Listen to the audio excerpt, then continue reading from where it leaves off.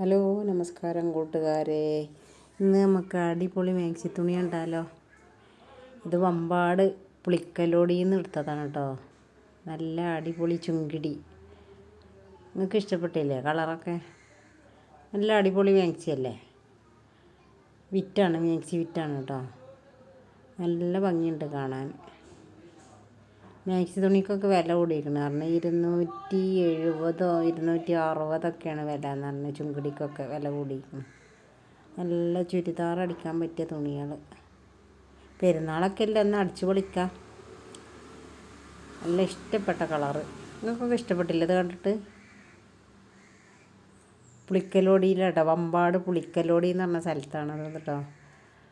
എല്ലാ തരം തുണികളും ഉണ്ട്.